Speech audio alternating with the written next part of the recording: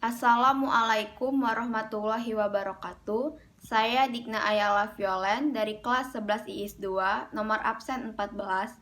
Hari ini akan menjelaskan tentang Sumpah Pemuda sebagai penguatan jati diri kebangsaan.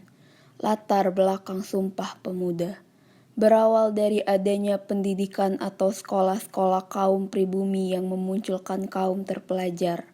Kaum muda terpelajar inilah kemudian mempelopori lahirnya kebangkitan nasional di Indonesia. Hal ini juga dipacu oleh adanya surat kabar yang sudah terbit saat itu, sehingga mempercepat berkembangnya semangat nasionalisme di kalangan bangsa Indonesia. Dalam periode pergerakan kebangsaan ini, telah terjadi peristiwa yang sangat penting dan monumental, yakni peristiwa Sumpah Pemuda. Peristiwa ini dapat dikatakan sebagai klimaks dari sebuah perjuangan untuk mempersatukan seluruh bangsa menuju cita-cita kemerdekaan Indonesia. Politik etis sebagai pintu pembuka pendidikan modern. Pada awal abad ke-20, politik kolonial memasuki babak baru, yaitu era politik etis, yang dipimpin oleh Menteri Jajahan Alexander Willem Frederik Hindenburg, yang kemudian menjadi Gubernur Jenderal Hindia Belanda tahun 1909 sampai 1916. Adanya politik etis inilah yang membawa pengaruh besar terhadap perubahan kebijakan politik negeri Belanda atas negeri jajahan. Pada era itu pula muncul simbol baru, yaitu kemajuan. Dunia mulai bergerak dan berbagai kehidupan pun mulai mengalami perubahan. Vers membawa kemajuan. Pada awal abad ke-20, para priyayi baru menuangkan gagasannya melalui vers atau media cetak mengenai isu-isu perubahan.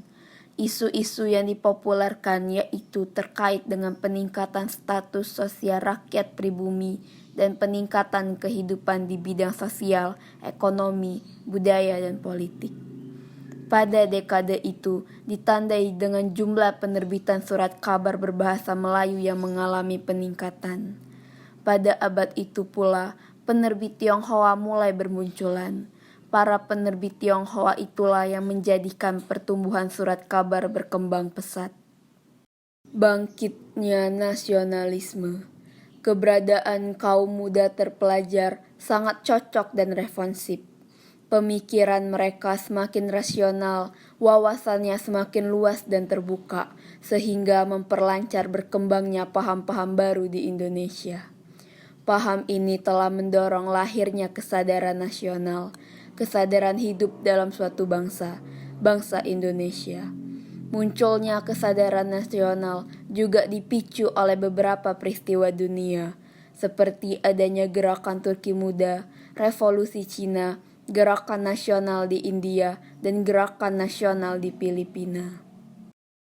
Sumpah Pemuda sebagai tonggak persatuan dan kesatuan. Federasi dan Front Sawo Matang. Gagasan tentang persatuan dan kerjasama antar organisasi itu sudah lama didengungkan oleh PI. Bahkan persatuan menjadi salah satu asas perjuangan PI. Tahun 1926, Mohatta dengan tegas menyatakan perlunya diciptakan blok nasional yang terdiri atas partai-partai politik, baik yang berbasis komunis maupun yang nasionalis, guna menghadapi penjajahan pemerintah Hindia Belanda. Sayangnya, pada tahun 1926 dan awal tahun 1927, PKI dengan ambisinya melakukan gerakan sendiri melawan kekuasaan Belanda dan akhirnya dapat dihancurkan oleh Belanda. Oleh karena itu, sangat diperlukan kerjasama antar berbagai organisasi pergerakan yang ada. Cita-cita persatuan. Pada tanggal 15 November 1925 dilaksanakan pertemuan organisasi-organisasi pemuda. Hadir dalam pertemuan itu antara lain perwakilan dari Yong Java, Yong Sumatra Nenbon, Yong Ambon, Yong Celebes, pelajar-pelajar Minahasa, dan Sekarukun. Dalam pertemuan ini dibahaslah tentang rencana Kongres Pemuda. Setelah dilakukan berbagai persiapan, maka pada 30 April sampai 2 Mei 1926 diadakannya Rapat Besar Pemuda di Jakarta, yang kemudian dikenal dengan Kongres Pemuda pertama. Tujuan kongres itu adalah untuk mencapai perkumpulan pemuda yang tunggal, yaitu membentuk suatu badan sentral. Satu nusa, satu bangsa, dan satu bahasa. Kongres Pemuda I. Dalam Kongres Pemuda I telah muncul kesadaran dan kesepahaman tentang perlunya bahasa kesatuan. Akhirnya, dipilih bahasa Melayu sebagai bahasa persatuan yang disebut dengan bahasa Indonesia. Dengan demikian, dapat dikatakan bahwa Kongres Pemuda I telah melahirkan keputusan yang mendasar, yakni mengakui dan menerima tentang cita-cita persatuan Indonesia dan bahasa Indonesia disepakati sebagai perekatnya. Kongres Pemuda II memasuki tahun 1927, perjuangan pemuda mengalami percepatan yang luar biasa. Pada tanggal 28 Desember 1927, Young Indonesia menyelenggarakan kongres di Bandung. Dalam kongres ini, menetapkan nama Young Indonesia diganti dengan Pemuda Indonesia. Kongres Pemuda II ini dilaksanakan pada tanggal 27 sampai 28 Oktober 1928. Hadir pula W.R. Supratman yang memainkan lagu Indonesia Raya di Kongres Pemuda II dengan alunan biolanya. Peserta kongres pun tampak terpukau mendengar lagu Indonesia Raya.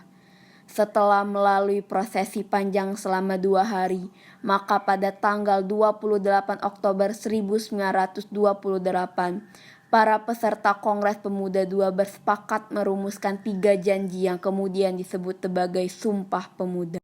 Sumpah Pemuda. Satu, kami putra dan putri Indonesia mengaku bertumpah darah yang satu, tanah Indonesia. Dua, kami putra dan putri Indonesia mengaku berbangsa yang satu, bangsa Indonesia. Tiga, kami putra dan putri Indonesia menjunjung bahasa persatuan, bahasa Indonesia. Nilai-nilai penting Sumpah Pemuda. Sumpah Pemuda dipandang sebagai pengakuan fundamental dari sebuah bangsa yang masih dalam tahap pembentukan. Para pemuda dengan memahami sejarah panjang perjuangan bangsa Indonesia telah melahirkan kesadaran yang mendalam tentang pentingnya persatuan. Di balik peristiwa Sumpah Pemuda juga terkandung nilai demokrasi. Setelah Sumpah Pemuda diikrarkan, persatuan diwujudkan, maka langkah-langkah perjuangan pun dilaksanakan. Bahkan dalam strategi politik, para pemuda juga mengembangkan sikap saling menghargai, baik mengambil langkah kooperasi maupun non-kooperasi. Penguatan jati diri keindonesiaan, politik untuk kesejahteraan dan kejayaan. Pada tahun 1912 berdiri organisasi perempuan yang pertama, yakni Putri Mardika di Jakarta. Organisasi itu bertujuan untuk membantu bimbingan dan penerangan pada gadis bumi putera dalam menuntut pelajaran dan mengemukakan pendapat di muka umum, serta memperbaiki hidup wanita sebagai manusia yang mulia. Pemuda yang berpolitik. Dalam gerakannya, para pemuda melakukan kegiatan kepanduan. Dari kegiatan ini dapat ditumbuhkan semangat, termasuk kemudian semangat patriotisme dan nasionalisme atau cinta tanah air. Nasionalisme yang revolusioner. Sebagai seorang pelajar, Soekarno muncul sebagai seorang pemuda cerdas yang memimpin pergerakan nasional baru. Sekian dari saya. Mohon maaf apabila ada salah kata dan pengucapan. Kepada Allah saya mohon ampun. Wassalamualaikum warahmatullahi wabarakatuh.